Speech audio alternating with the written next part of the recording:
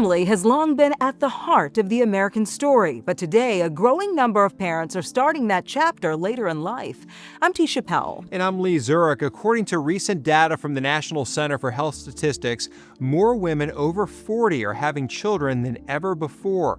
In 2023, they made up about 4% of all births.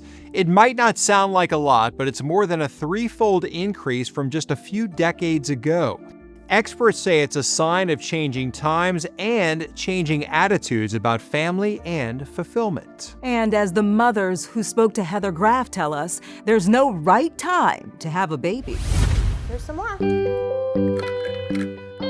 I have some coffee, Drew?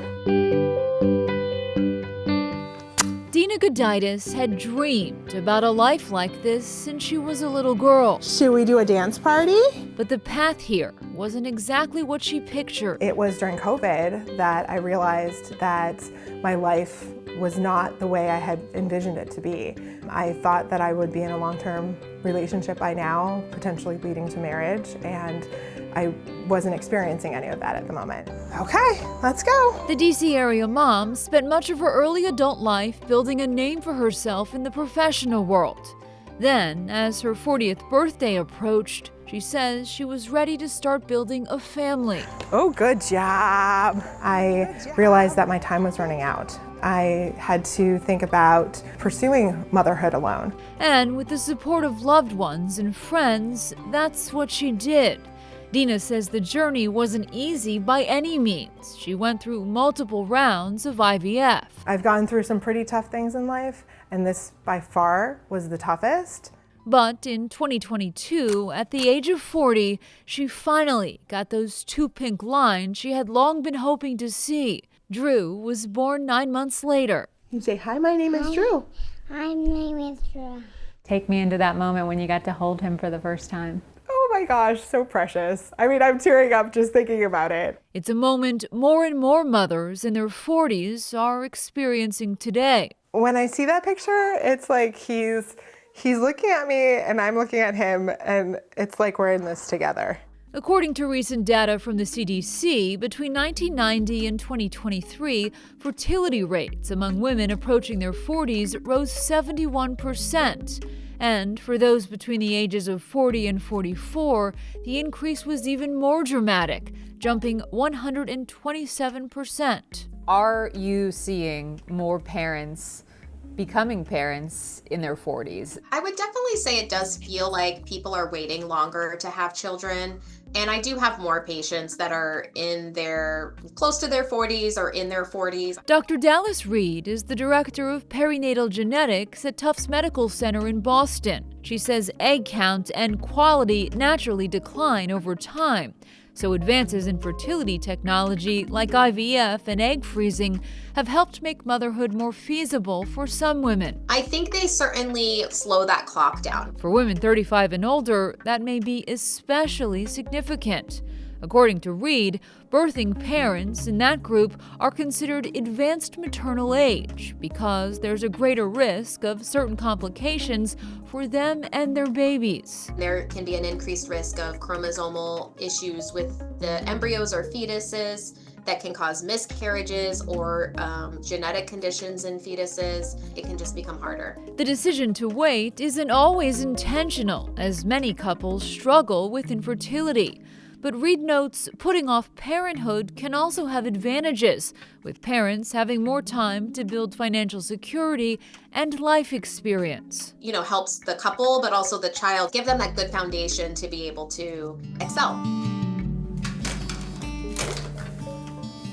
My goal always was to live some life before settling down. In South Carolina, Tony Chamness-Job says she was in no rush to jump into motherhood. I didn't have any type of biological clock ticking. She and her husband Bucky got married in 2012 and decided about 7 years later they were ready to take on a new chapter, growing their family. They do all the testing and basically told me that even with doing IVF, my chances of conceiving were very low. They decided to try to conceive naturally, but already in her 40s, Tony says she knew the odds were stacked against them.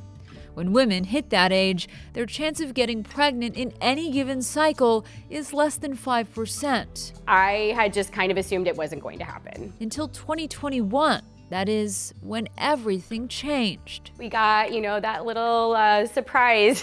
At 44 years old, Tony gave birth to her little surprise and named him Cash. Having this journey and this experience has made me who I am and part of the reason why I am the mom that I am. Still, she does think about the future and what that might look like. I try not to have any regrets in life, and I definitely don't with him whatsoever, but there is a chance that Bucky and I may not become grandparents. We hope so, but there is a good chance that that may not happen during our lifetime.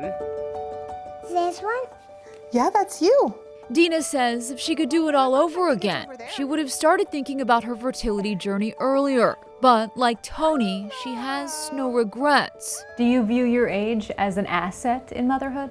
Absolutely. What about this one? And even though Dina's still learning how to balance it all, Life is all about a game of Tetris. We looked and we saw him, the cat in the hat. it's a game. She says she's already won. What do you love the most about being a mom? Feeling like I'm experiencing the world through new eyes for a second time. And I'm so excited to see the boy and the man he'll become. Yeah. One other interesting takeaway from the CDC's research, not only are more women over 40 having babies than ever before, for the first time ever, they've also surpassed the teen birth rate. Digging into the data, teen births have actually decreased more than 70% since 1990, a shift experts attribute to factors like improved education and greater access to birth control.